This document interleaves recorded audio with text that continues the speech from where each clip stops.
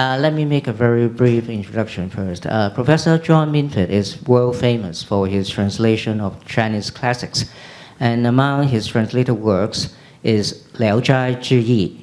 And today we are very happy and honored to have Professor Minford here, and also another 3 Saturday afternoons in the coming months to talk about 聊斋 and its translation. Please give Professor Minford a very warm welcome.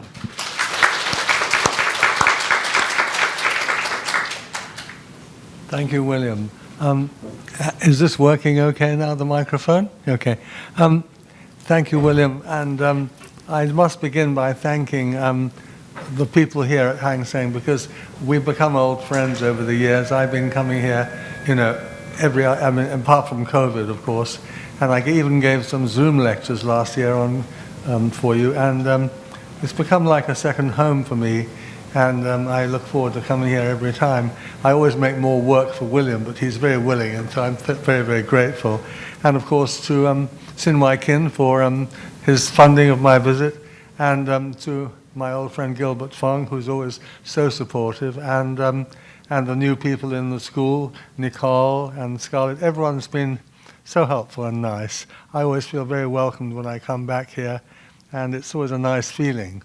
And it's very nice to be back in Hong Kong in general, and to see so many old friends, old faces. Now,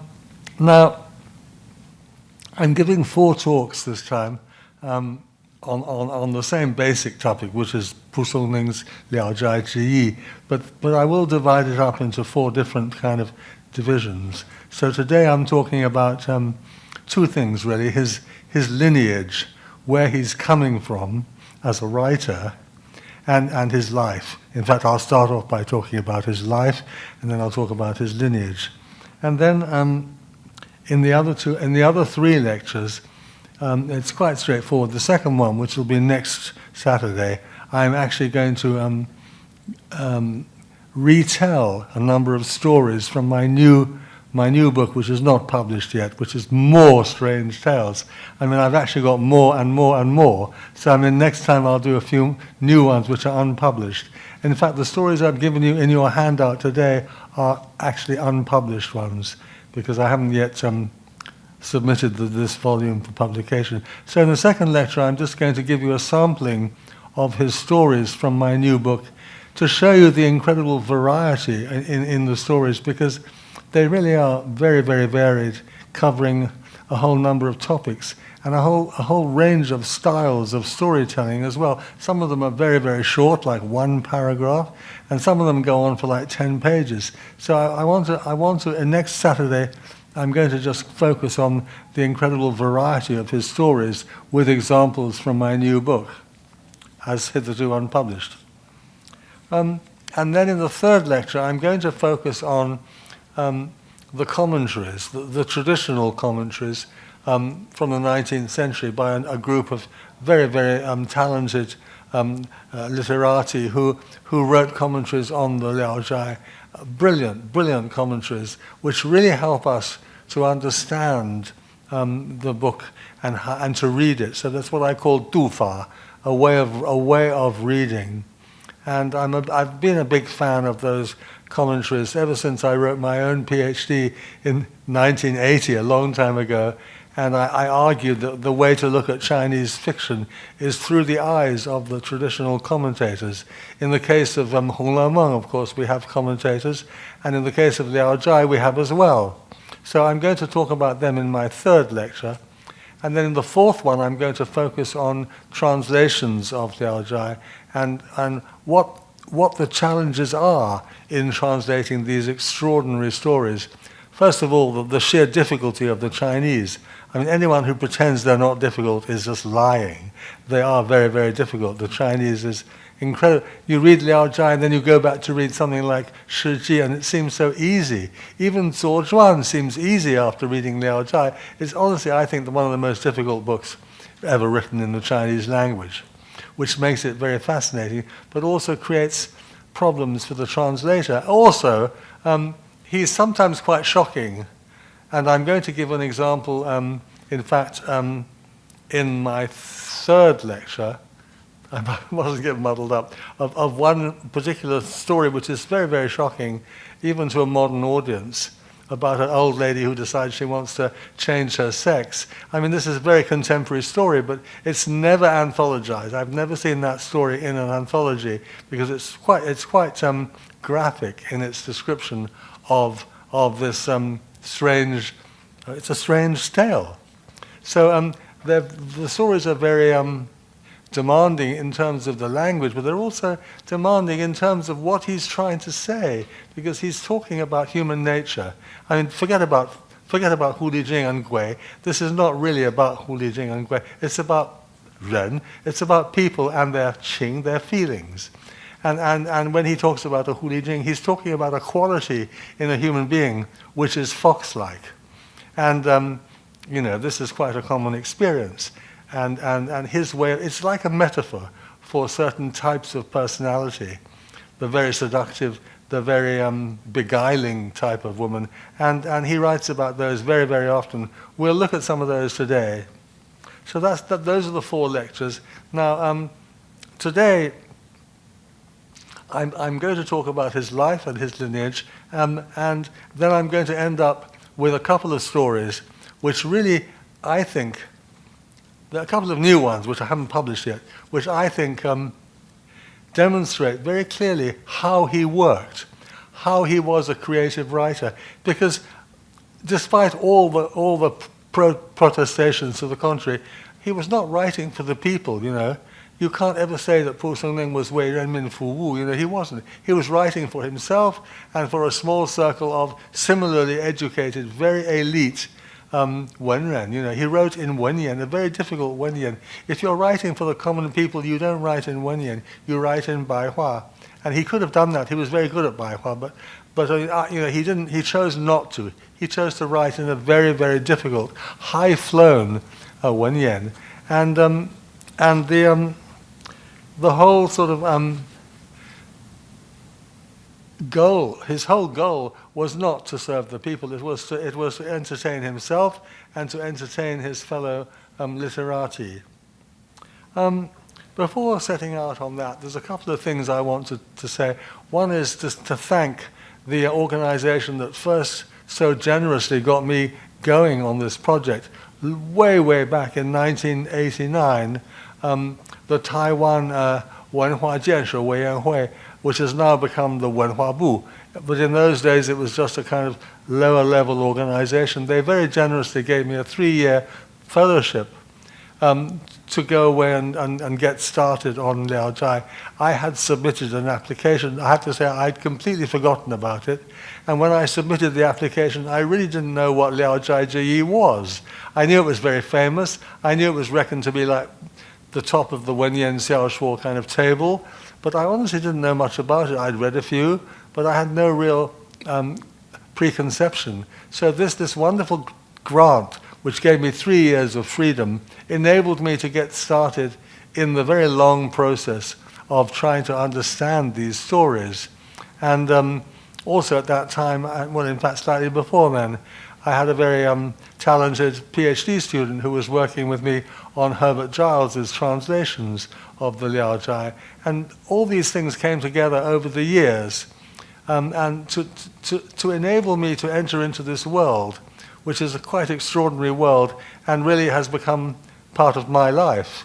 I mean, I have been deeply affected by these stories, perhaps too much so. Perhaps I live too much in the realm of the Liaozhai. I mean, it has taken over my life in a way that Hong Lo Meng took it over before. So I'm very grateful in a way to my Wenxue Yinyuan, my literary destiny, which has led me to spend nearly 20 years with Hong Lo Meng and then another 20 years with Liaozhai Ji. It's an extraordinary blessing that I have been given.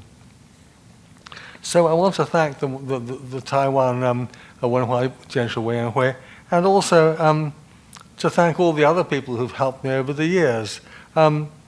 Because when I began, I didn't know what I was letting myself in for. And finally, in 2006, I published the first of what I hope will be 3 volumes of the translations.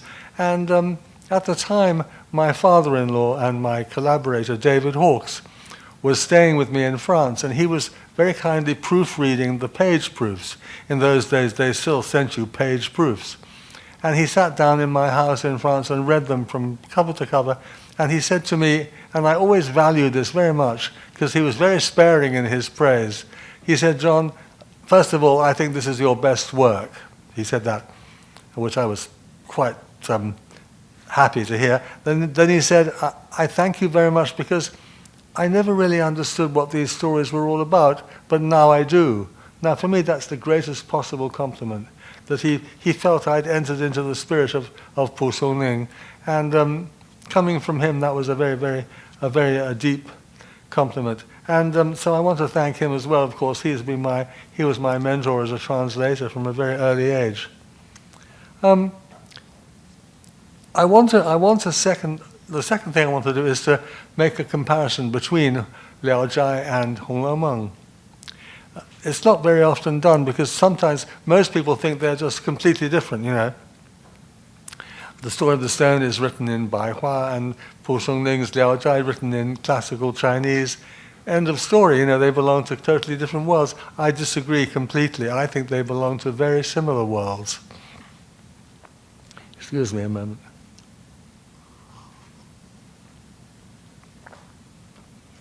But if you start to compare them, it's very interesting. I mean, first of all, Mr.蒲松龄's dates are very, very clear. We even know the hour and the day of his birth and his death. And he was born in 1640, and he died in 1715. So we've got dates. For Cao Xueqin, we simply don't even know when he was born, nor do we know when he died. I mean, so there's a huge contrast there.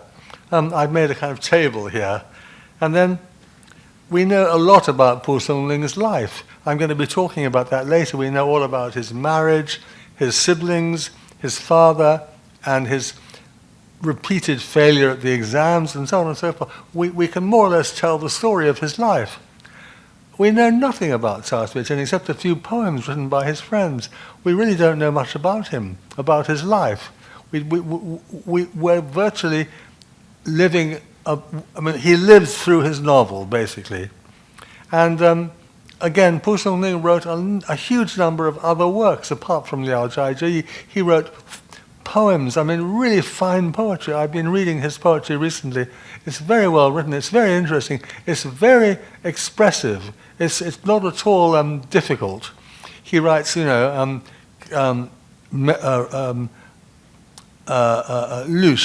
a very, very easy style. He also writes 词.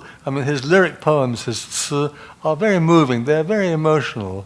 And now, Cao Xueqin didn't write anything else apart from Hong Lou Meng.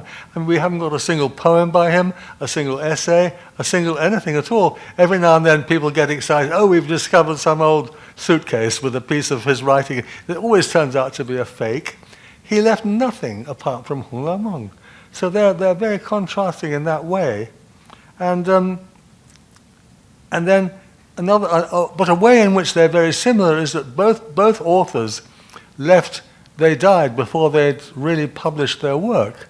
So in the case of Hong Lou Meng, there were all these transcriptions, the Gengchen Ben, the Jia Xu Ben, and so on and so forth. They were transcriptions made by other people. And similarly with Liao斋, there were several transcriptions made before蒲松龄died, and it was only published as a book after his death. So those two, in that respect, they're very similar. And both books are what one might call today iconic. Everyone will say Hong Lou Meng is the number one novel written in the vernacular. It's the number one 章回小说. And Liao斋is the number one 文言小说, That's almost become an accepted cliche, So again, that's a way in which you can compare the two. But having said that, Wenyan stories are very short, and Hong Lou Meng is incredibly long. It's the longest novel I know. It's twice as long as War and Peace, It's even longer than Marcel Proust's À la recherche du temps perdu, and that's saying something. It's what they would call nowadays a roman fleuve, a novel that just goes on and on and on. However, it's a very readable book. In terms of their class origin, I mean, Cao Sui-Chin was from a very, very high class Manchu bondservant kind of elite, and grew up in the wealthiest family probably in China, with an amazing library and garden and so on, and then fell foul of the Yongzheng emperor and ended up in poverty outside Peking writing his novel.蒲松龄was never from such a family. He was from a kind of moderately well-off merchant family, and he was a Chinese with possibly, in the remote past, Turkish origins, but he was not an elite. He was not from the elite. He failed the exams again and again and again and lived in pretty much poverty, as I'll show later on. So they were very different in that respect. But I think deep down, what makes them so interestingly similar is that their concern was with Qing, it was with human emotion, it was with passion, with love, and with the way in which that works between human beings. In the case of Hong Lomeng, it's described in minute detail and alongside very detailed descriptions of family life. In the case of蒲松龄, it's described in terms of these extraordinary encounters between humans and non-humans of one sort or another. But all the time it's about human feeling, and that puts them on the same level. And also both works combine what I would call the sentimental with the almost documentary description of corruption in ordinary life, of everyday life and so on, so that they have a lot in common. And the more I read of Liao Zhai, the more I find common ground between him and Cao Sui-Chin. And I suppose my last word here is that they are both concerned with the relationship between Qing, between love, and between Wu, between enlightenment. I mean, in the case of Jia Baoyu, that impossible young man, I mean, he for 120 chapters, he goes through every possible kind of emotional and sentimental attachment to eventually arrive at freedom from it all and disenchantment, and he becomes a wandering Taoist monk, disappearing into the snow, singing a crazy song. In the case of蒲松龄, it's not the same because his stories are shorter, but very often it's about the ephemeral nature of love, about the way in which people go through these phases of love, of intimacy, of personal understanding, but somehow it all vanishes into nothing, The dream, it's very preoccupied with the idea of life as a dream, and that's common between Hong Lomeng and Liao Zhai. So I believe there's an enormous amount of common ground. I mean, if we believe the dating that's commonly accepted but not certain of Cao Sui-Chin, that he was born in 1715, in that case,蒲松龄lived 1640 to 1715, and then Cao Sui-Chin was born in 1715 and died in the 1760s. So they cover a very long period. If we look at them from afar on the world stage, and I find this very interesting, I identified 3 people who were exact contemporaries of蒲松龄. One was Louis XIV, the King of France. His dates are almost identical to蒲松龄's, give or take a couple of years. And then there was the great architect, the great British architect Sir Christopher Wren, who built, among other many things, St. Paul's Cathedral and many wonderful buildings, including the main hall at my school, Winchester. And then the great scientist Isaac Newton. Their dates are just about exactly the same as蒲松龄's. Of course, none of them knew each other. Well, of course, Louis XIV probably knew all about Christopher Wren, but I mean, they certainly didn't know about蒲松龄, and he didn't know about them. He was, at that time, Chinese culture was completely cut off from the West, and nor did Cao Sui-Chin know anything of Western literature. So they were both pure products of the Chinese tradition. Now, okay, let's make a start. Now, the handout I've given you, let me just briefly talk about the handout, because I must thank the translation school for going to so much trouble to print all this out, because basically I want to talk to the handout, not really to the, not so much to the PowerPoint. Let me just try and get somewhere here. Oh, I can see it down there, okay. Yeah, that's just today's title. I can't read that, I had to take my glasses off, sorry. So, I'm coming to this later actually. The trouble is that the PowerPoint is not really very closely connected to the handout, so we'll leave it there for the moment and go to the first page of your handout, where I talk about his life. Now, we know he was born in 1640, and that was just a couple of years, or 2 or 3, 4 years before the Manchus basically took over China. And he grew up in Shandong. In fact, he almost never left Shandong. He was a real Shandongren. And he lived very close to what is now the huge city of Zibo, not far from Jinan. I mean, he's from the heartland of Shandong province. And during his childhood, and indeed his teen years, he would have witnessed personally the Manchu, what they called pacification, which basically meant ruthless subjugation of their conquered nation of China. Because, I mean, it was one thing taking over Peking, another thing altogether, taking over the whole of China. It took several decades, really, before they succeeded in subjugating, especially the southwest in Yunnan province with Wushan Gui and all the rest of it. Now, in Shandong, there were some particularly bloody encounters between the Manchus and the resistance, the resistance which still supported the Ming dynasty, and he himself would have witnessed that. And in the strange tales, there are many, many references to that. He doesn't hesitate to describe the barbarity of the Manchu conquerors. So I often refer to those years as the Troubles, because they were very, very difficult years as the Manchus established themselves as the new rulers of China. It's very interesting because we have two documents, quite well-known documents concerning Pu Songling. One is something he wrote himself about his wife, and one is a kind of epitaph written after he died. And the piece about his wife, this is all on page 1 of your handout, has some interesting remarks. Halfway down the page, you see, unfortunately, Pu Songling and his brothers, and especially his wife and his brothers' wives, they didn't get on at all well. In fact, they quarreled endlessly over money, over everything. And in the end, the father, Pu Pan, who was a very interesting man, someone who'd failed in the exams and then became a merchant and did quite well. But he finally, the father just simply despaired. He said, "This cannot go on like this," he said. And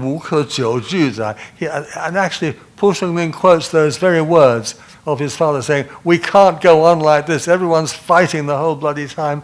I'm going to throw it." And then he decided to fenjia, to divide the family property up, because he couldn't bear the arguments and fights that were going on. And he divided up the property amongst the 4 siblings. And Pu Songling says quite candidly, "I got the worst share, you know. He gave me a rundown little hovel and a bit of bad land." So poor old Pu Songling was, really had a hard deal. This was in 1657 when he married his wife. Well, no, it was before. It was after that. And in this piece of hers, which is called "Facts Concerning My Late Wife," because he wrote it after her death. They were a very devoted couple. He said that she was terribly tolerant and quiet, and she just took things very wisely. So if you turn over to page 2, I can't go over all of this, but round about this time, things were getting worse and worse for Pu Songling, financially, domestically. Things were going bad. But then he was very, very fortunate in about 1679 when he would have been about 39, in that a very wealthy local man named Bijiyu, who had a large estate with a beautiful garden and a very extensive library, engaged him as a kind of live-in family tutor, kind of literary gentleman, the kind of person you come across in Hong Le Meng, you know, what they call Qing He. And so he moved in with them. Well, of course, quite frankly, he would have been very happy to be away from his family, because even though they were now separated, there was still, things were not happy. So he was suddenly taken away from that and put in this beautiful garden with a studio and a library. And for 30 years, he benefited from their generosity and had no more financial worries and continued to write his stories and many, many other works. And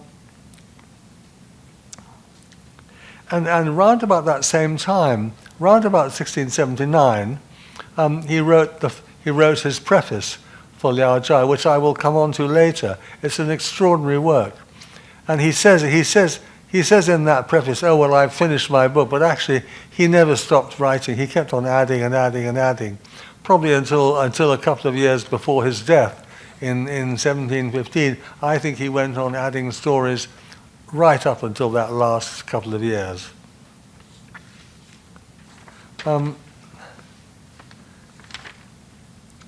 Yes, there's an interesting little quotation on the top of page 3 where蒲松龄's mother, she was very fond of his wife, and she said she had 赤子之心. She had the heart and mind of a child. She was very childlike. So finally, in 1709, that's about 30 years after living as a live-in tutor and literary secretary, really, he goes back home, and 4 years later, his wife dies, 1713, and a couple of years later, he dies himself. So from this piece he wrote about his wife, which is written in very, very simple Chinese, I mean, compared to the Liao Zhai stories, when he sits down to write about his wife, whom he clearly loved very dearly, he writes very, very simple Chinese. It's the kind of thing you could give to a student, you know, in college, and they wouldn't have too much trouble understanding it. So after his death, I mean some 10 years after his death, a man named Zhang Yuan, who was a family friend, wrote a very interesting sort of memorial inscription. You know, it's one of those things called a 墓志, you know. It says, 刘谦蒲先生墓志. He called one of his many pen names was Liu Chen, Willow Spring. And this is a very interesting document because it tells us something about蒲松龄as a person. And he says in this that he was a man of great culture. He was 有文, but he didn't show it off. He was very modest. And he had talent, but it was never really on display. I mean, he never really achieved any fame during his life. He kept on failing the exams, I think something like 17 times. I mean, you know, if I failed my exams, I'd just forget about it. But he kept on trying and trying and trying. And I mean, on at least one occasion, the reason why he failed his exams was because he left one page blank. You know, when you go to do your old Chinese exams, they give you these sort of concertina things, and he turned over the page and forgot to write on one page and carried on. And for that, he was failed, you know. I mean, nowadays everybody would do their exams on a computer anyway, I should think. And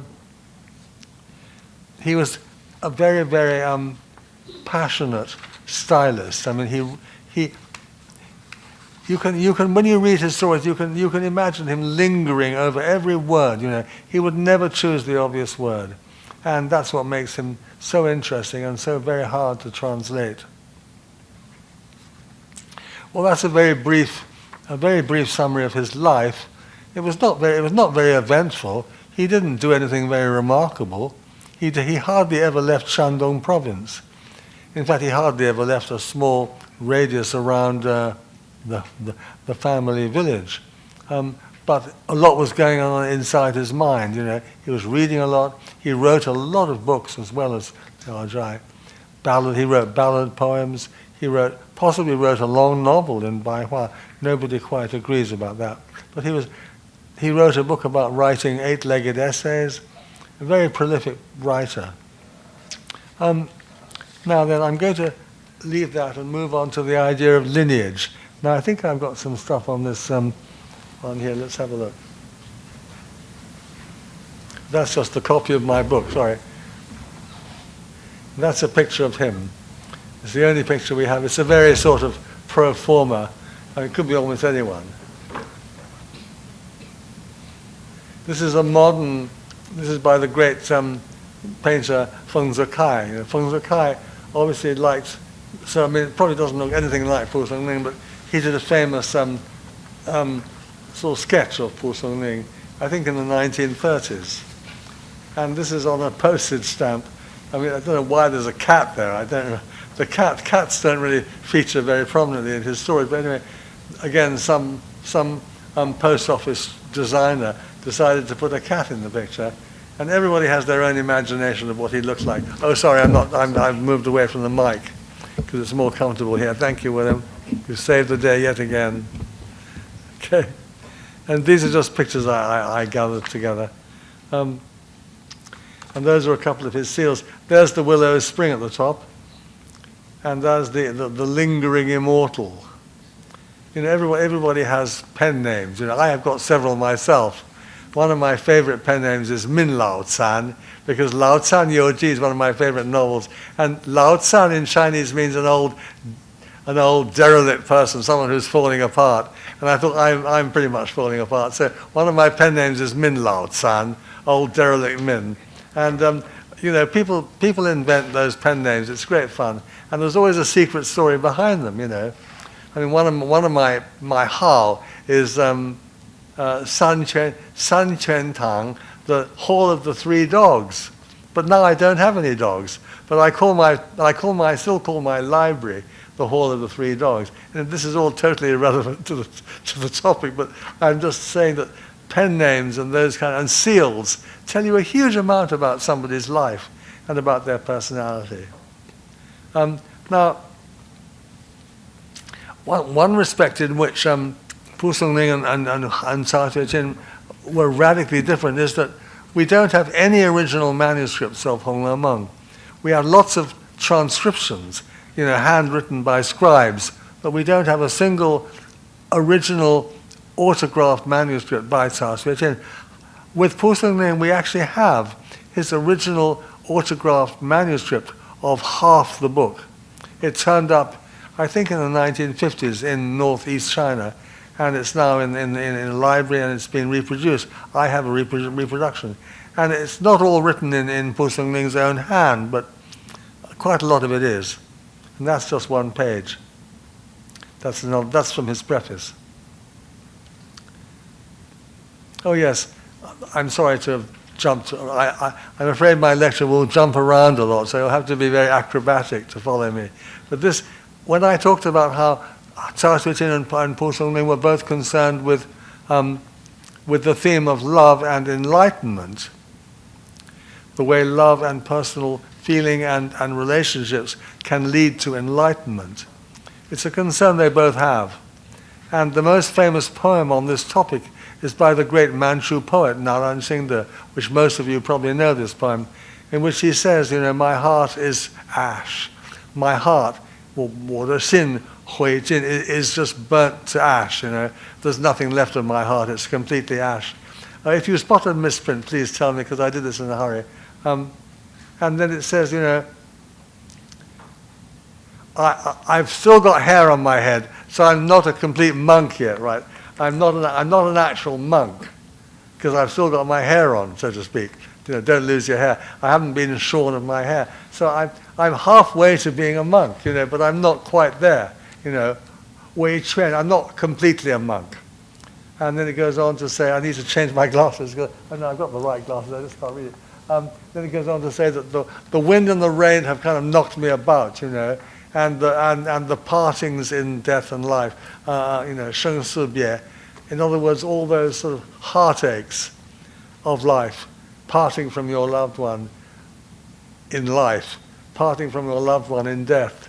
These heartaches have really knocked me about, you know.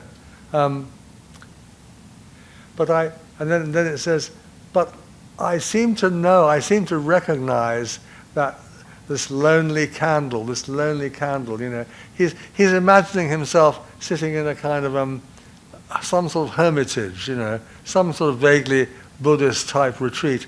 And he says, 情在不能行. So what prevents me from awakening? The one thing that stops me from finally becoming awakened, becoming enlightened, becoming a real monk and having my hair off, is this qing. It's just love, you know.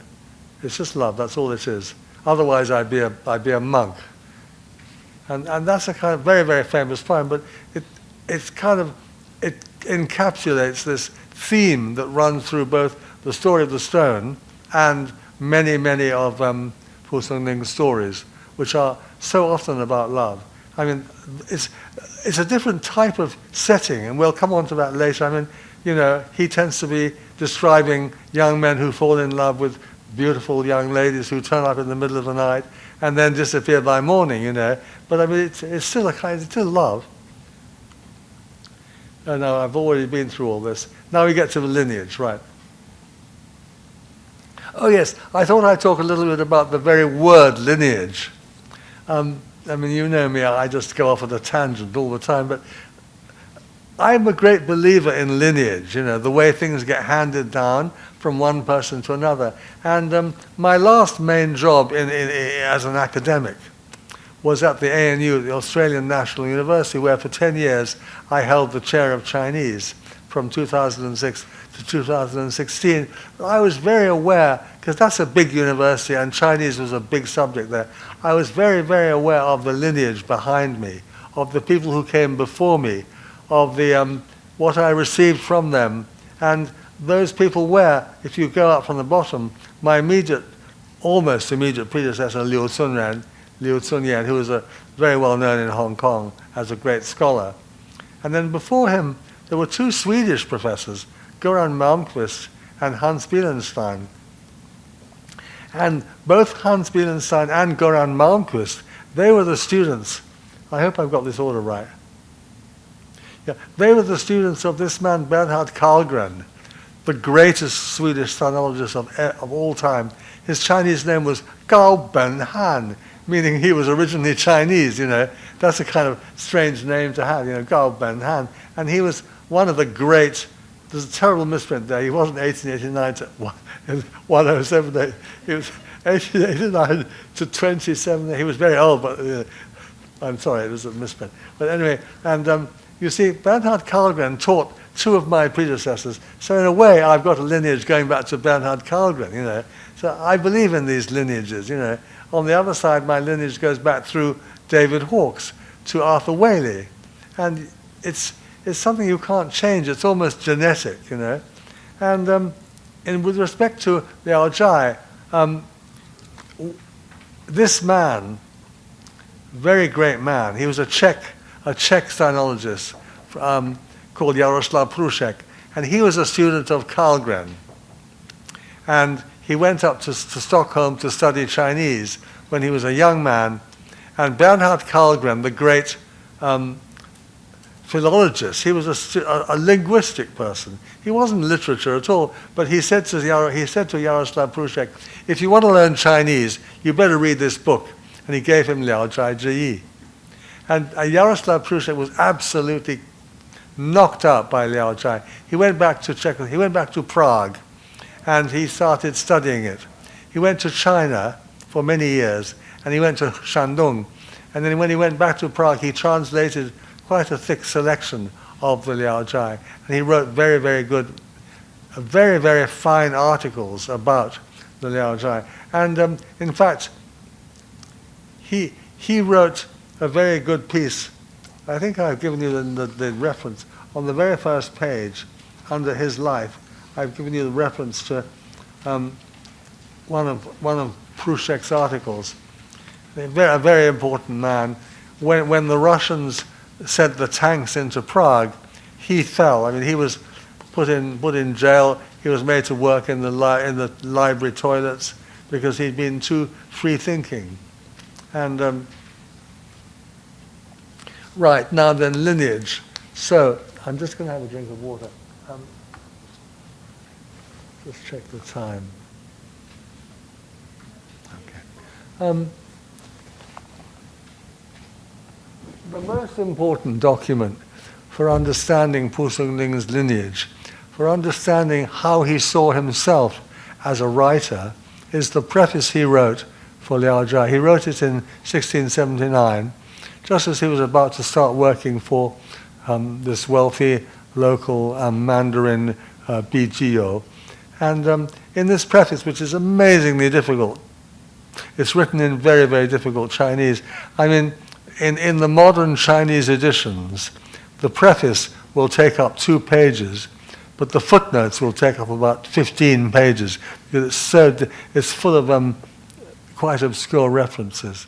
But if you can see through the obscurity, you can read蒲松龄's own picture of himself, how he saw himself, who his great idols were, who he wanted to emulate. And I'm just going to go quickly through it because that will tell us more than anything else about the nature of this man, about what he was trying to do. He wasn't trying to serve the people for a start. That's pretty clear. Now, William, I know that I'm due for a break. Maybe I'll break now, and then I won't have to interrupt, because I want to talk about the preface. So William's going to give me a short break, and then we'll come back, and you can all, refresh yourselves, and then we'll jump straight into the preface. And then after that, I'm going to talk about 2 stories. So I'll try and get there quickly, because the stories are the thing, The tales are what this is all about. So we'll take a short 5-minute break. Okay.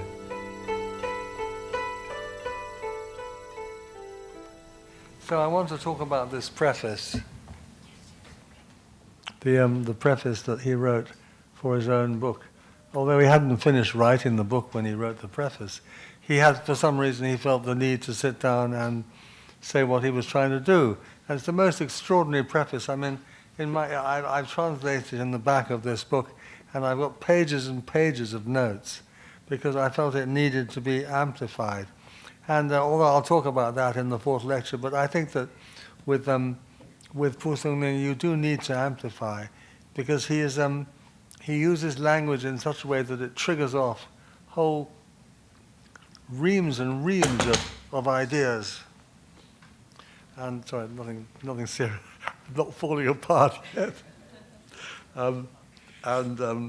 So when I translated this preface, there's about literally 1, 2, 3, 4 pages of preface, and then pages and pages of notes.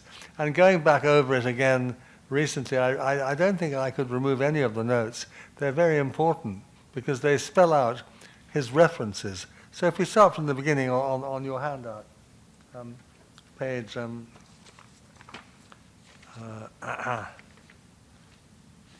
page 4. Yeah. You see, he starts off by basically, I mean, you wouldn't expect this. I mean, you would maybe expect him to say, my great model was Sima Qian, Shi Ji, or Zuo Zhuan, or some of the great narrators. But no, the first 2 people he points to are Qu Yuan, the great poet, who wrote the Chu Zi, or wrote some of it. The great rhapsodic, the first of the great Chinese romantic poets, So the first person he mentions is Qu Yuan, not a storyteller at all, but a poet.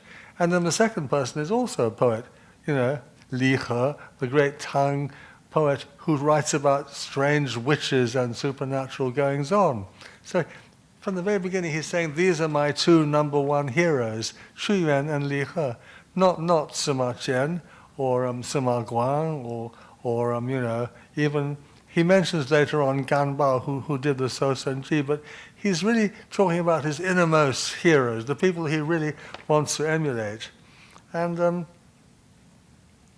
he says that they had to do what they had to do, and I have to do what I have to do. Because he said, we're each playing the pipes of heaven, the Tianlai.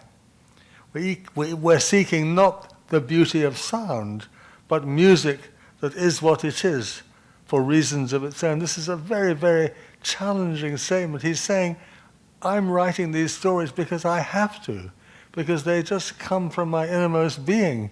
This is my music, this is what I have to say.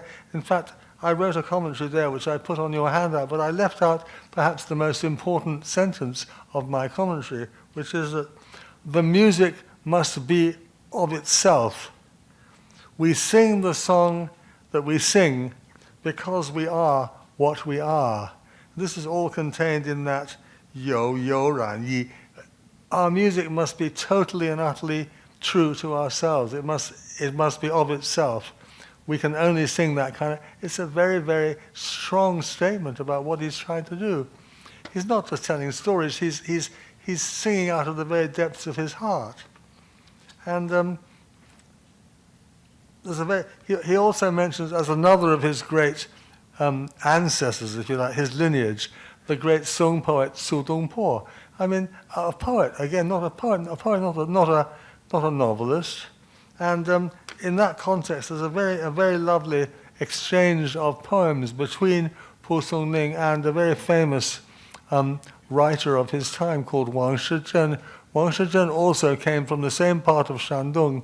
These two people never met, but they were kind of pen pals. And on page 5 of your handout, there is the exchange of poems between the two men, which I find very, very, very entertaining, but also very revealing. And Wang Shizhen's poem begins, Bean arbor, gourd trellis, silken rain. He's describing a typical evening when he and Songling might be sitting together. Idle words idly spoken, idly heard. Like Su, the poet and teller of tales, of whom we are both so fond. The world's debate disdained, we love to hear the songs of ghosts issuing from the graves of autumn. So he's saying, Songling and I, we don't really care about politics. We don't follow the Hang Seng Index. Sorry, I'm not talking about Hang Seng University here, but we don't care about the great issues of the day. We just want to listen to the songs of ghosts issuing from the graves of autumn. And Songling wrote back to him, threadbare gown. I mean, he was a very poor man. My grey head, my silken hair. Now my book of tales is done. Actually, it wasn't done, but he keeps thinking it's done. An idle jest to share. It's just an idle jest. The same at the very last page of Hong Lang Meng. It's just an idle jest, don't take it too seriously. 10 years have I tasted the joys of Su, the teller of tales, and the poet, of whom we're both so fond. Nocturnal conversations, cold rain, illuminated by a lamp of autumn. And with these exchanges of poems, you kind of repeat things from the previous poem. But it's a lovely little exchange between two people about the poetic nature of storytelling.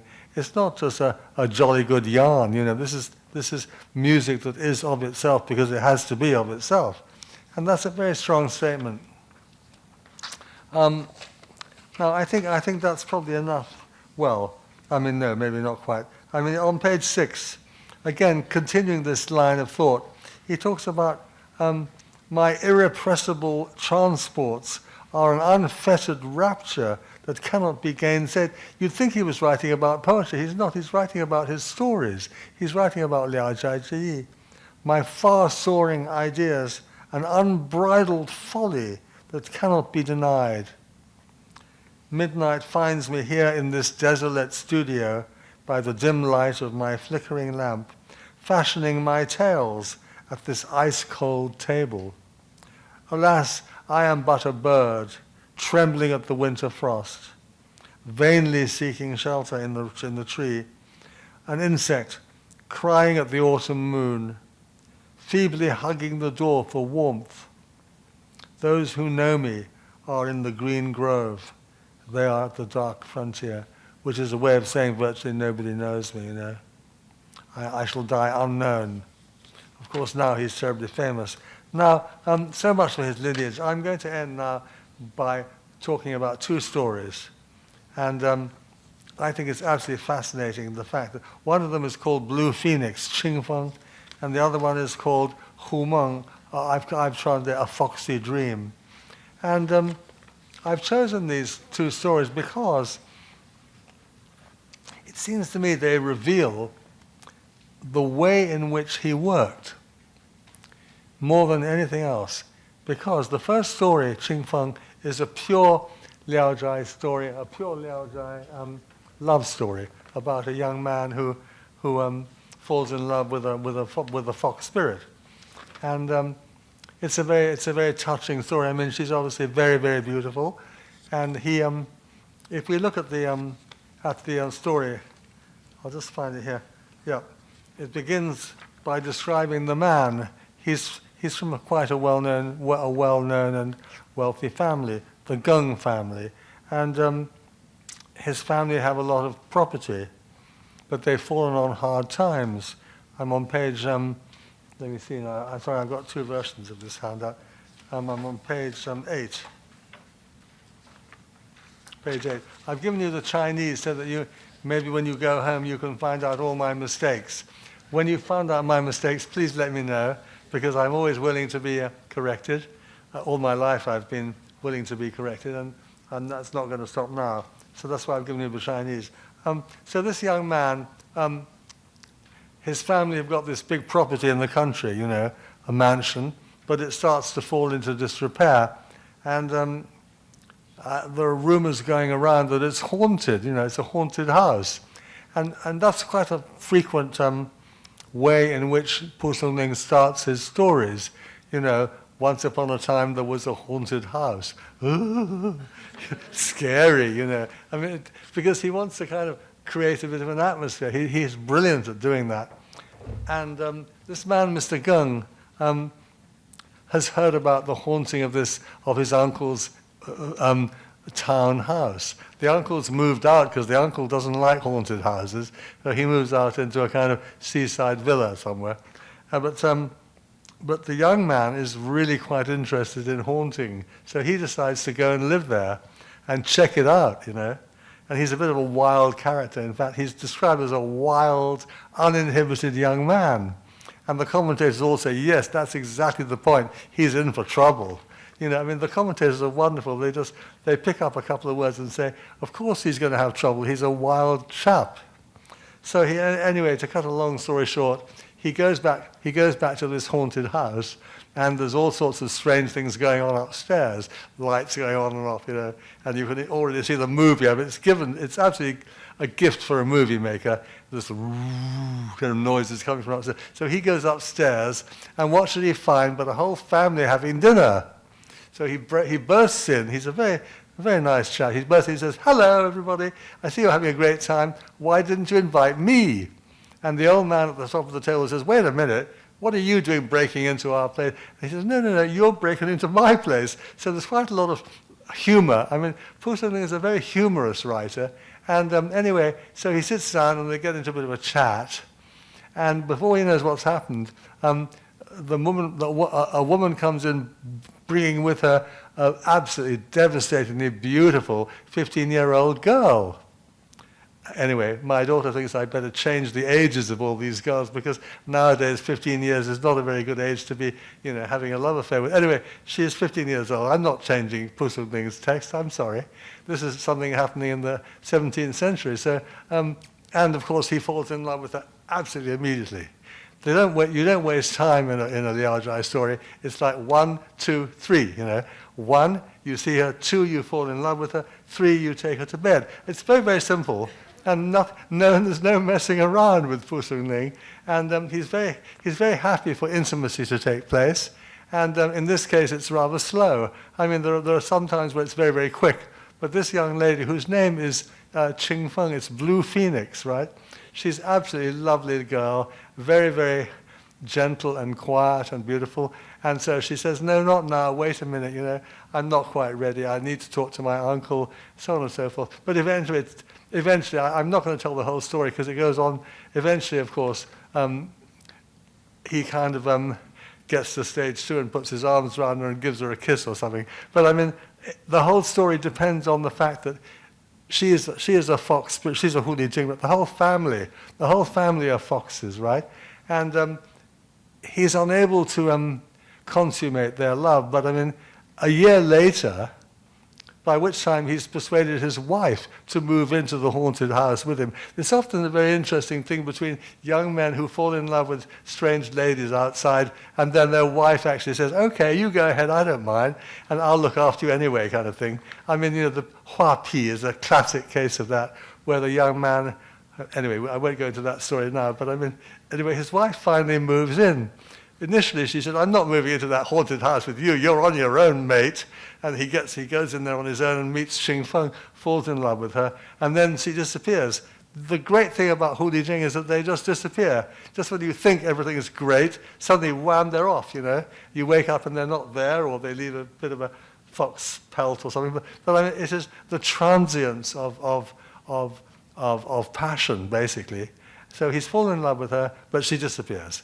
And a year later, he persuades Mrs. Geng to move in with him, which she does. No doubt children, I don't know, the whole family situation. But and then one day he's out in the countryside, down some country road, and he sees two little foxes.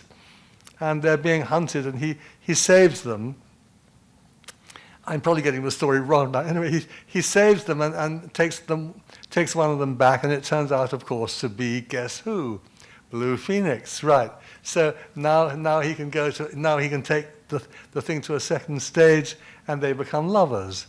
But then the whole thing goes through another stage because the uncle gets caught by hunters, and he's able to save the uncle, and therefore is able to persuade the uncle to give his blessing to his love with the niece, Blue Phoenix. And so they all basically, the uncle comes to live in the house with them. The wife says, okay, I don't mind you having a, because after all, in traditional Chinese families, the wife has to tolerate a second wife and about 3 concubines. So having a Hu Li Jing living down there is no problem at all. So the wife says, okay. And then they all live together happily in the house. And it just ends up saying that the wife gave birth to a child, because the Hu Li Jing didn't give birth to a child, but the wife did, and Blue Phoenix's cousin tutors the little boy, who does very well in his exams. End of story. I mean, it's the most wonderful story, but I mean, it's basically a love story, and that's it. Now, there are dozens and dozens of stories like that in Liao Zhai. Why I've chosen this one is because of the second story, which is called Foxy Dream. And that's on, that's further on page, yeah, there's lots of commentary on Blue Phoenix, which I recommend to you. I decided to write a long commentary on that. But then if you move on to Foxy Dream, now the reason I've chosen this one is very simple. I think it illustrates the way Songling created Liao Zhai. And if we go to the top of page 16, right, he starts off the story by saying, my friend B.E. An, he was a nephew of Bijio. He was the great patron of Songling. A free spirit, a man of few inhibitions, somewhat fleshy build, with a generous beard, who knew how to enjoy the pleasures of life. A well-known figure, and it tells the story about how he'd always heard about Blue Phoenix. So we're entering into a kind of story within a story. This friend of Songling's has read Blue Phoenix, okay?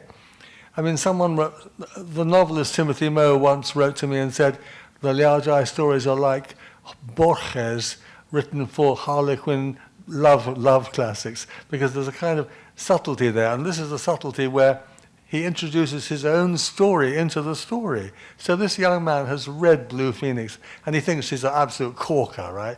He thinks Blue Phoenix is the kind of girl he'd like to have, and he really would like to meet a fox spirit. It says, this is the second paragraph, whenever my friend read the story of Blue Phoenix, he confessed to feeling greatly drawn towards her and regretted never having once himself encountered a beautiful creature such as her. So this is Songling's friend saying, I've read your story, I really think she's a lovely girl, I wish I could meet someone like that.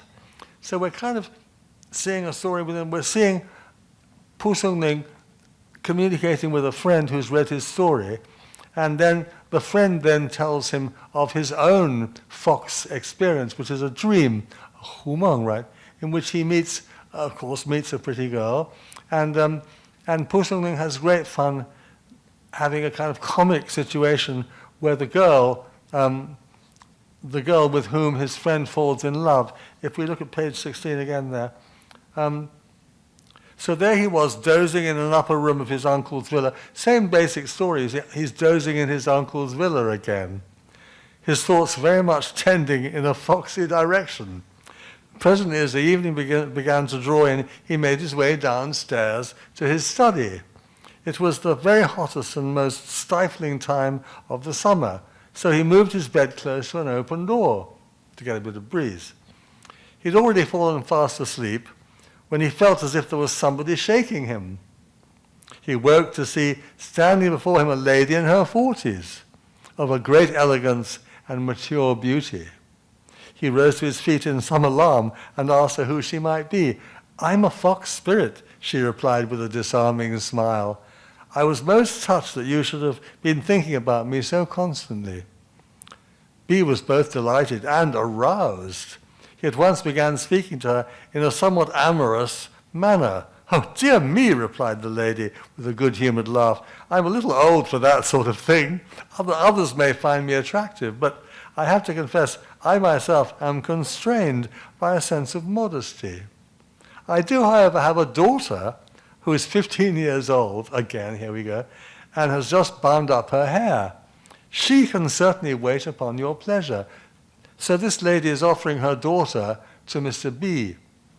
"I'll bring her tomorrow night, provided you're expecting no one else here in your room." And so off she goes. The following night, B lit some incense and sat up waiting for them. The lady arrived, bringing with her the daughter, a most exquisite creature of an incomparable beauty and grace. "This is Mr. B," explained the woman to her daughter. His destiny is linked with yours. You are to spend the night with him, come home tomorrow, first thing in the morning, be sure not to oversleep." It's very practical, So he took the girl by the hand and guided her gently in through the curtains of his bed, where they enjoyed to the full the pleasure of loving intercourse. When it was over, she burst out laughing. This piece is very humorous. She burst out laughing and said, "Really, sir, I'm afraid you're excessively fat. In fact, quite unbearably fat." I mean, he suddenly decides to give the story a kind of comic turn, So they get into bed and have a lot of fun, and then she just says, "You're really very fat," And he's rather sort of, put out by that. Anyway, she goes away at dawn, but she returns that evening on her own, and she says, "My sisters want to invite us to a party." So the fun and games is about to begin because all her sisters have decided to invite her and her new lover to go and have a bit of a party. And they want to celebrate this happy occasion. So off they go to her elder sister's house, and she's giving a party there, and they have lots of fun and games. They finally reached the house with a large courtyard and walked on directly into the main hall, bottom of page 16, which they found brightly illuminated by an array of lanterns and candles twinkling like stars in the heavens. In the next instant, the hostess of the evening appeared, a young lady of about 20 years, quite plainly dressed, but of an exceptional natural beauty. She brought her sleeves together in a courteous greeting, at the same time congratulating them on their great good fortune. Before they sat down to eat, a maid came in and announced, "Second lady is here." Another young lady of 18 or 19 now made her way into the room. She smiled at her younger sister and said, "So, you really have lost your maidenhead. Well, tell us, did your husband live up to your expectations?" Again, it's a bit of a comic scene here. Was the man okay in bed? The elder sister tapped her on the back with her fan and glanced at her disapprovingly. But the second sister continued, "Remember how we used to play chase when we were little? You were so afraid of being tickled on the ribs. You only had to see me in the distance, waving my fingers at you to collapse in fits of laughter." The commentators all say here the this perfectly captures the mood of all these girls giggling away, having fun together, a sort of hen party, And then you were so cross with me, you said I'd end up marrying a prince from the land of dwarfs. And I said you'd end up marrying a man with a big bushy beard who'd one day tickle your lips, your sweet little lips. And look, here he is, the man with the bushy beard. You see, it's all come true. Anyway, they go on playing games like this, and have a lot of fun. And eventually they start playing a drinking game, whereby every time the cat, there's a cat in this story. Every time the cat goes meow, whoever's holding the cup has to drink, right? So they drink and drink and drink, and everybody gets thoroughly drunk, and they have good fun. And then at the end, he starts to drink out of a little embroidered slipper, a Sansun Jinyan, which is a little bit erotic, I mean, when蒲松龄wants to be erotic, he's always very subtle. There's none of this late Ming pornography stuff. He's very, very, very subtle, very high class eroticism. Anyway, so at the end of the party, he suddenly wakes up and realizes the whole thing was just a dream, and yet the heady aroma of the wine still lingered in his nostrils. That evening, the girl came to him again. Page 18. I hope you've recovered from last night's drinking, she said. But that was just a dream, wasn't it? He protested. This is the bit I love. That was just a dream, surely.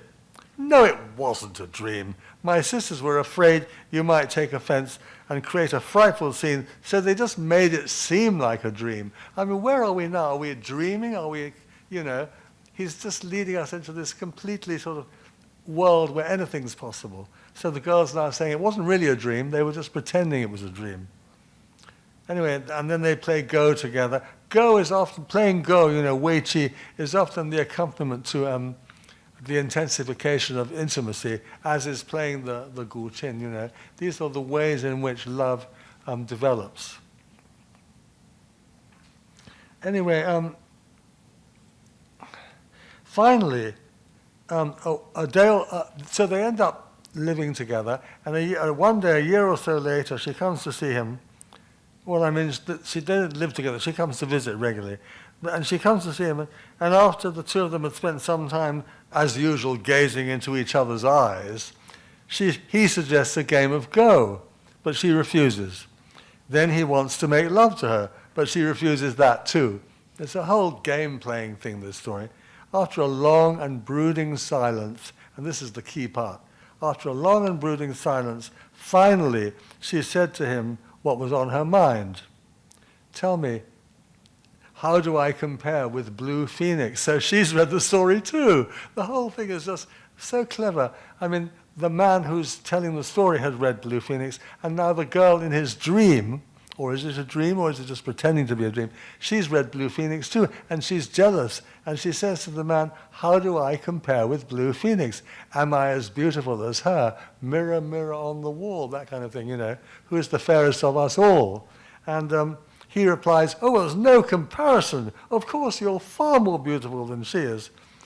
And then she says, it just upsets me, the thought that some people might find me less beautiful than her. I know you're friendly with that man who wrote the strange tales. So now蒲松龄is referring to himself in the story. I know you're friends with蒲松龄, and that the two of you often talk about literature. Couldn't you ask him to write a story about me, please? And then people, years from now, people will be able to read our story, and they'll know that they'll be able to see how much you loved me. It's the most peculiar story, this. I'd thought of asking him to do that, said B, but then you always said you wanted me to keep our love a secret, so I never have. That was then, now is now, she said. These women are usually very practical. That was then, now is now. Now get it together, do what I say. I'm leaving you anyway. We no longer need to worry about secrets. You're leaving me? Where are you going? They're always leaving Hu Li Jing. They never stay long. I've decided my fourth sister and I are going to wait upon the Queen Mother of the West. That means I'll never be able to come back.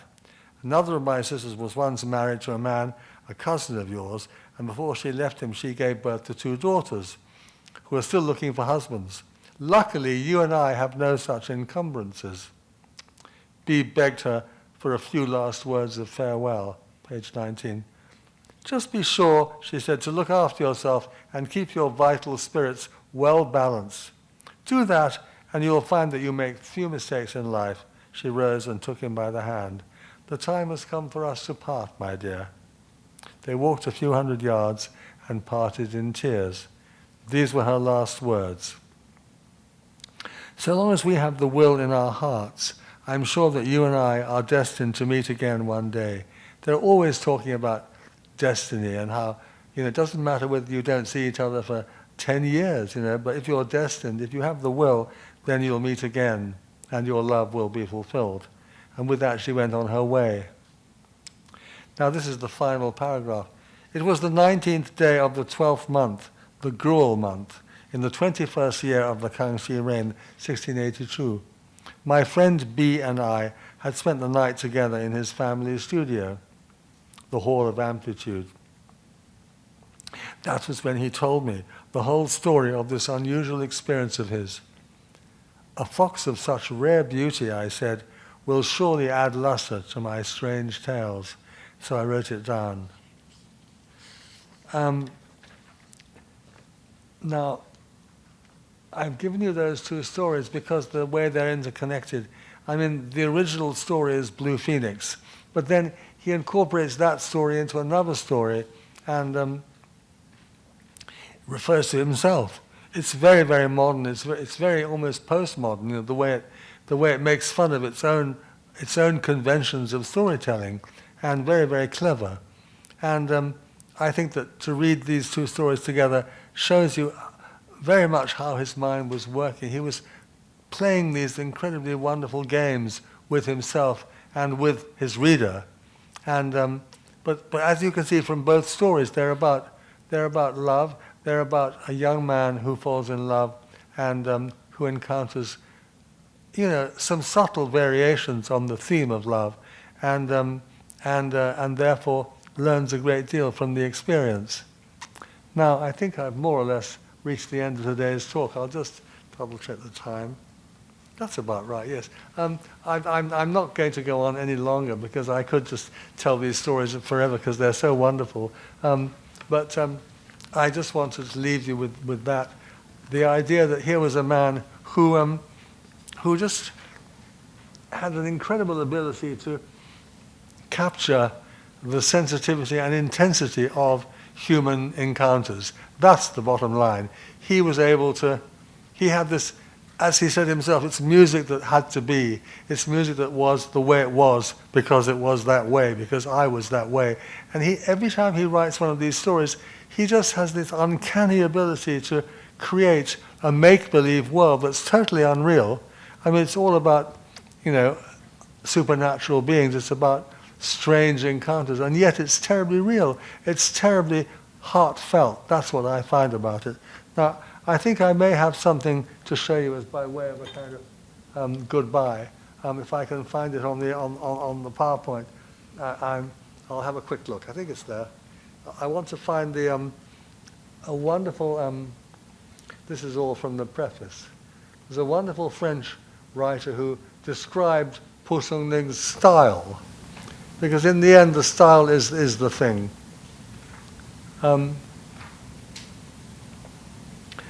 Oh yes, these are the most wonderful pictures.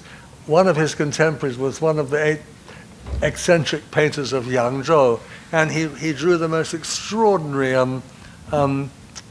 portrayals of strange, weird creatures.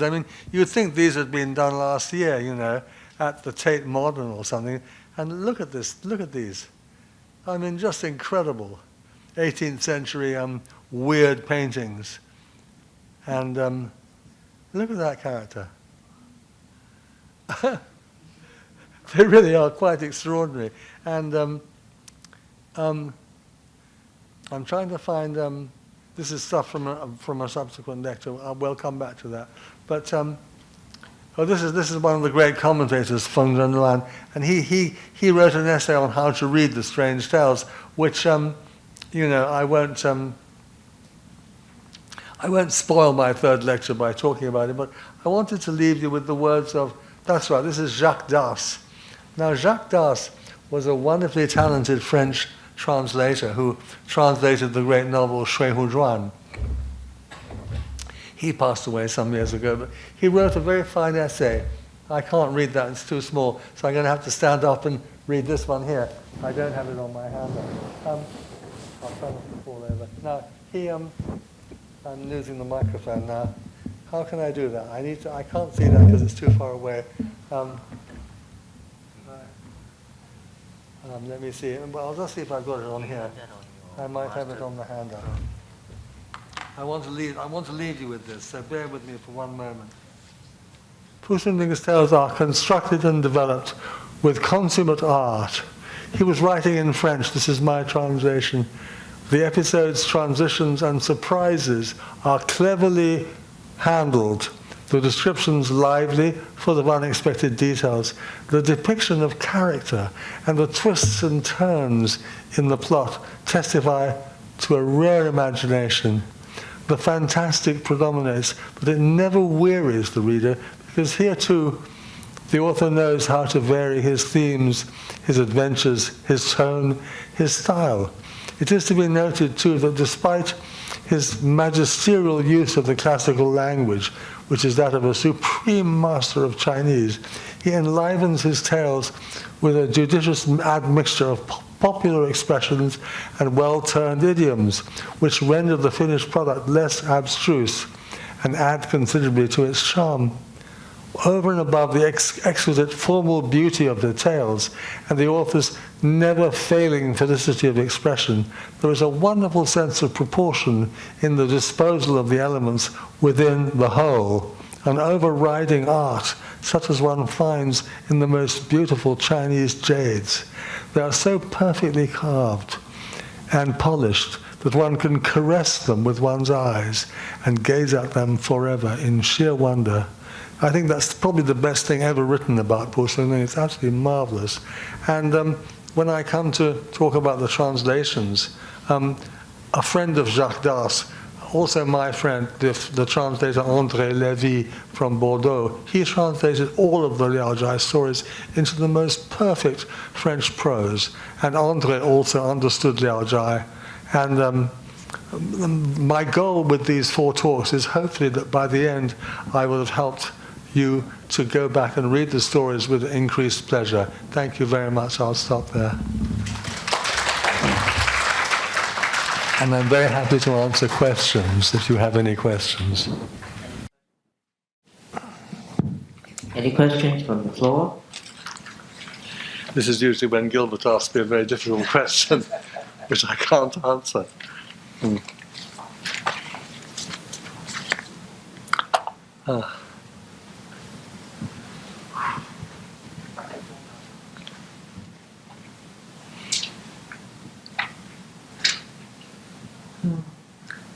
Thank you very much, Professor Minford, for this really wonderful talk and guiding us to enjoy the pleasures that you have experienced as a translator. And now, as a reader, we can finally learn to appreciate his works more. But you have added quite a number of commentaries, right, and notes. So usually, can you tell us usually what is the where and how would you add commentaries? What is the purpose usually of those commentaries? What is there any message that you want to give us as readers?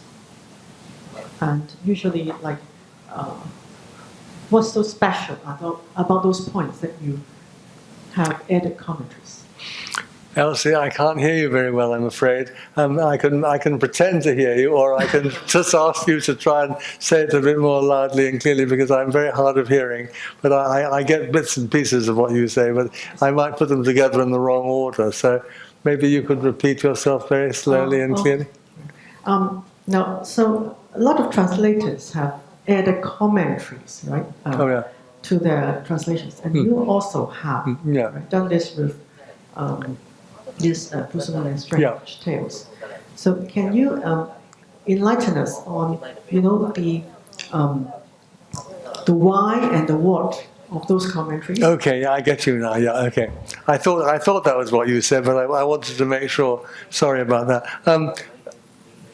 Yes, I basically try to follow the example of the Chinese commentators, who enter into a dialogue with the writer.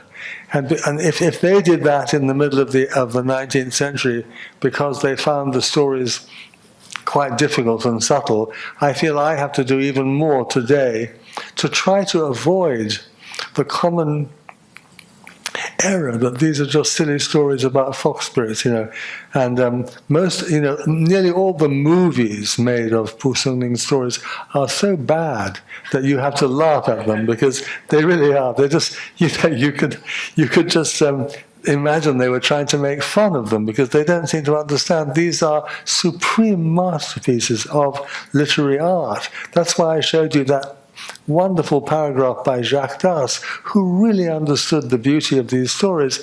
And so I take a lot of time out to try to expand on that. I have to try and cut back because I don't want to steal the show from蒲松龄. It's his show. I'm just his servant, and translators should be servants. But I feel that in order to be his, there's a famous prayer by St. Augustine which ends with the words, "Whom to serve is perfect freedom." Teach us so to love thee, this is talking to God. Teach us so to love you that we may fully serve you. Whom to serve is perfect freedom.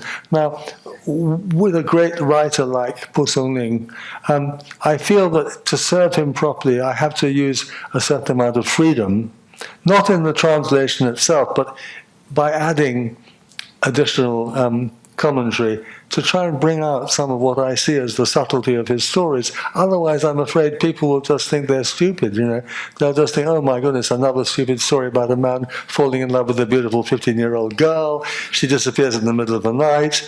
And then, can't they just grow up and have a proper relationship? What's the matter with these Chinese anyway? What's their problem, I want them to understand that these are universal themes of love and enlightenment and the strangest experiences that we all may possibly encounter in our lives, raised to an artistic height that makes them live on, for centuries.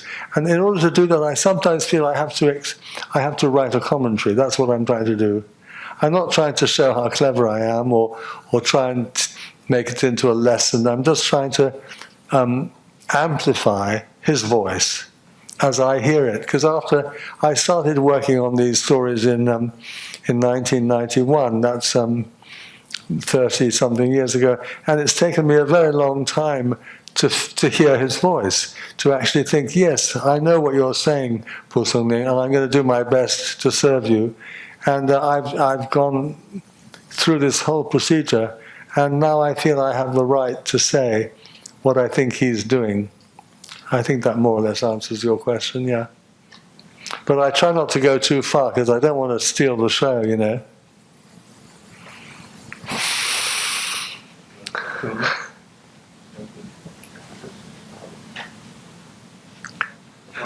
Is this on? Okay, yeah. Oh, Gilbert. Actually, you already stole the show anyway, so... And, I knew you'd say that. thank you very much for a wonderful lecture, and as always, your talks are very inspiring and enlightening, and we're looking forward to your next 3 talks. And I got a question for you. It may be a little bit difficult. You talk about his life, you talk about his lineage, and things like that, family. And then you also talk about his stories. You said that they're about love and passion. I think probably more passion than love. And you also commented on the fact that蒲松龄's idea about love is that it's not, it's not lasting. It's transient is the word that you use. Now, so all this is very well said, but if we go back to his life, and there's nothing to suggest that he was such a romantic person. And where do you think that he got this idea about love and passion, or did he spend his time in the sing-song quarters or things like that? But we don't know. But do you have any idea? Gilbert, you always trip me up. I mean, of course I have no idea. I mean, he had a very happy marriage. He wrote a lovely piece about his wife. He had children with her. And I don't know if he went down to a sing-song house. I don't have his WhatsApp number. I have no idea. I'd call him up if I did. But I mean, the chances are very high, because most members of the higher upper classes in China in the 17th, 18th centuries would do that. It was part of their and you see, I think that actually the borderline between a sing-song girl who would be highly refined, who would sing poetry and so on, and play the pipa and so on, and also make love, and between the sing-song girl and the fox spirit and the ghost, I mean, really, they're just part of one continuum.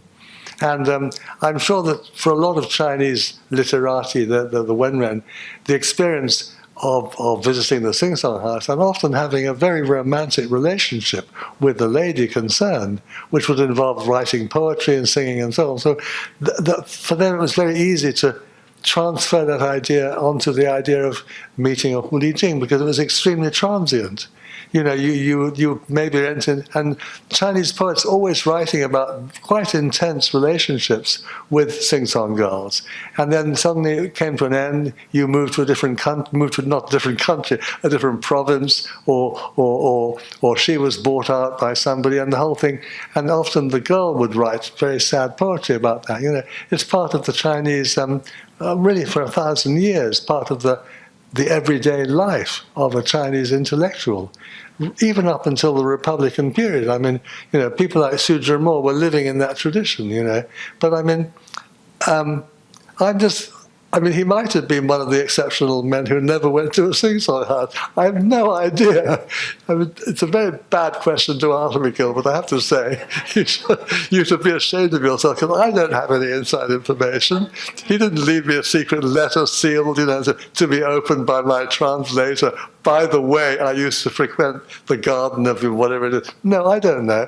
But I would guess that, like most men of his time, he had a very happy marriage and a family, but the very fact that he moved out of his family home for 30 years to live with this, eminent person in his garden, with all the pleasures attached to that, and to have access to his extraordinary library, and to me, the chances are that he'd go off into town with one of the family and enjoy an evening out, and but also I think on a deeper level, it was in his mind, I mean, even if he only did it once, he could constantly recreate that experience in his mind, and we know, for example, just like in his stories, the wife was very, very stoical. I mean, she would never complain about anything, even when her sisters-in-law were quarreling and so on and so forth. And Songling makes a point of saying that she was very quiet, she never spoke her mind, and no doubt if she knew that Songling was going to the sing-song house, she would have been extremely tolerant. She said, "Did you have a nice time, darling?" Kind of thing. I have no idea. I mean, but my guess is pretty 99% certain that he would have, enjoyed that kind of thing, like every other, man of his time. And let's get judgmental about it. We can't start a Me Too movement 300 years later, But I mean, but I would probably more emphasize the fact that it's in his imagination, based on maybe a certain amount of real experience. I mean, I can't really answer for sure. Well, I can only guess, I mean, he writes like a man who's had a real experience, He writes from the heart, that's the thing. Just as Sarsuitin writes from the heart, about the experiences of a young teenage boy in a very wealthy family. He's talking about the real thing. I think Songling is talking from the heart, he writes like that. Mm.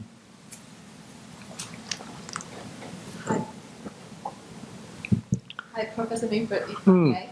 Yeah. Thank you very much. This is absolutely fantastic. So I feel that especially when people are reading the translation, they may get more from the original writing, and I think this is the very the absolutely fantastic contribution added by the translator, you in this case. I have a question about language style. So I really love the translation of the poetry exchange between Wang Yuyang and the蒲松龄. I see how you tried to replicate the kind of couplet features in those poems, and that was really fantastic. And my question is, actually in the preface, we get the feel, I believe that Liao was written with the kind of language style of the 17th century, and when modern readers read Liao, they sense that this is written in the 17th century. But in the English translation, I feel that the preface may help us to somehow echo the feeling of language used, not modern English to some certain extent because of the translation of the poetry.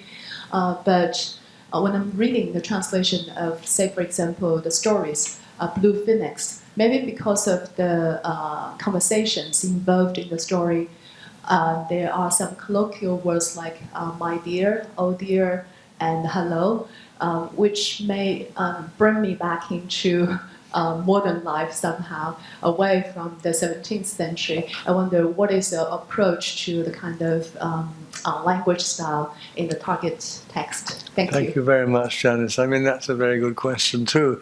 I mean, my very dear friend André Lévy, who did a complete French translation, he used all sorts of very difficult words from 18th century France, which I had to look up in the dictionary because they were so obscure. And you look them up and it would say archaic, hasn't been used since 1800. And André had a great time doing that. I haven't done that really. I suppose I could have done. I've tried instead to try to create a bit like in the Story of the Stone, an English style which is a little bit timeless. And every now and then I might have a go at being a bit sort of antiquated, but on the whole, I'm just telling a story. And as you say, with the poetry, it's a bit easier because you can write, poetry can start to sound a bit old-fashioned, you know.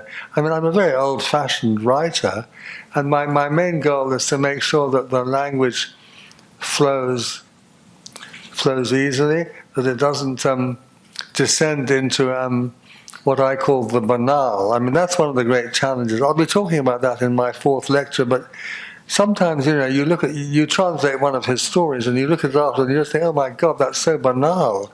Why doesn't it have the ring of蒲松龄? And the answer is蒲松龄was, number one, he just had nothing else to do with his life except go on and on and on, revising his stories endlessly. And he also had an incredible knowledge of classical Chinese. I mean, now, I've tried hard to, I read a lot of books that I thought might help me in English to achieve a style that I thought was reasonably reflective of蒲松龄's immaculate style of Chinese. I mean, one of my great models was a fine writer called M.R. James, who wrote ghost stories and was a great scholar himself. And his ghost stories are very, very, very, very fine. They're very well written. They're almost academic, actually, but not quite. And they were wonderful models. I could never aspire to that height. But I mean, he taught me a lot about how to achieve a sort of timeless prose style. And I keep trying to improve that, you know. I mean, it's hard work. I mean, I could spend easily a month on each story, you know, and then, of course, it'll never get finished. So I have to try and, you know, occasionally take shortcuts. But I mean, I am trying to achieve a more or less unified sort of style of my own. as a present-day interpreter, I can't start writing 17th century. I can't start, imitating, Dryden or John Donne. I mean, there's no way I can do that. I mean, I'd make a terrible flop of it if I tried. And I just try to write as well as I can. And I'm constantly finding I have to work very hard on that, and keep reading stuff and teaching myself new things. Every now and then I might play around a bit, have a little bit of a naughty secret reference here, there. That's part of the fun of being a translator, And if people want to catch me out, they're welcome to try. I defy them to do that because I usually try and hide my tricks. I mean, I could have done more. I could have got more. I could have created a more. Jacques Darce, when he translated Shui Hu Zhuan, created a whole new vocabulary of French, Chinese sort of fighting, medieval kind of chivalry stuff. I mean, he invented a new language, but that's pretty much the main book he ever translated. I mean, I don't think I'm going to spend the rest of my life trying to create a new language for蒲松龄. I've got too much else to do, I want to get on with things. I'll just do the best I can, basically. Thank you very much. Okay. Perhaps you, like蒲松龄, can put yourself into a translated version, referring to your John Minford's translation in the text somehow. Yeah. Just some brainstorming. Yeah. Thank you very much. Thank you. Thank you.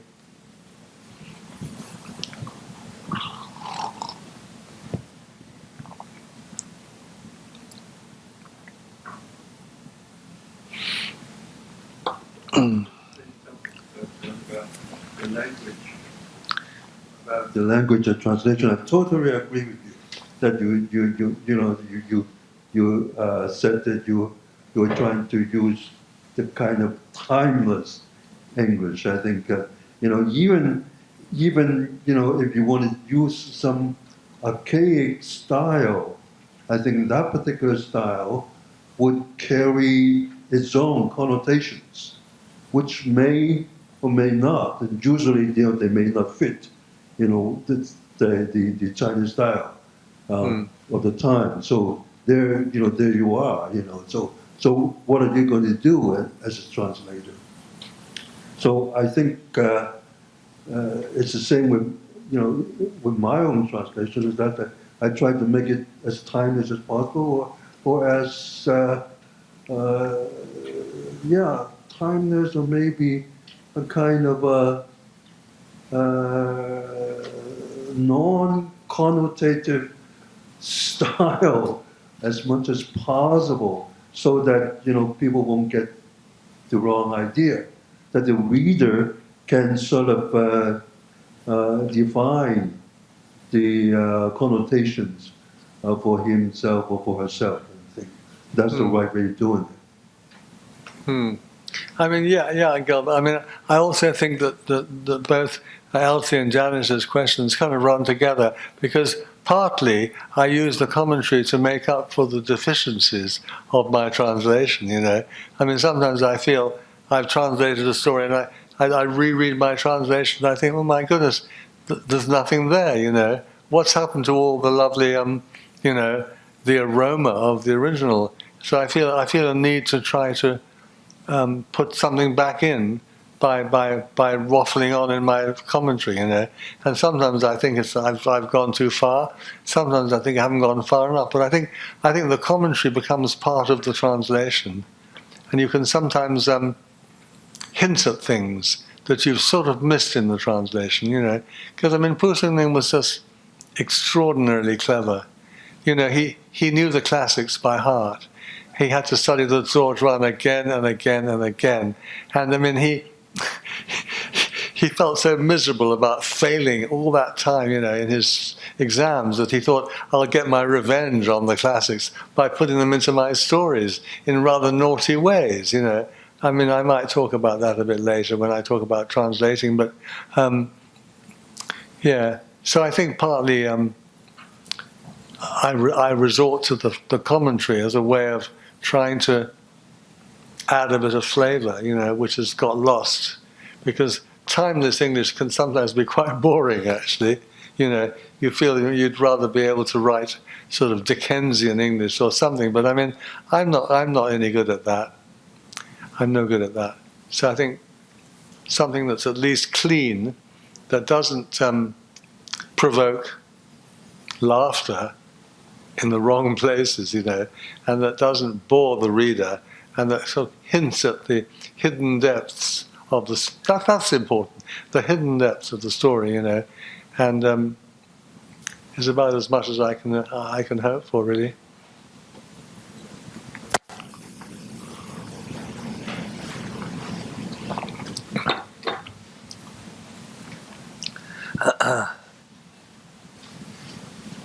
Okay, if there's no more questions, I think it's time for Professor Minford Definitely, yeah. to rest. And yes, could you please give us your comments on the lecture by scanning the QR code here?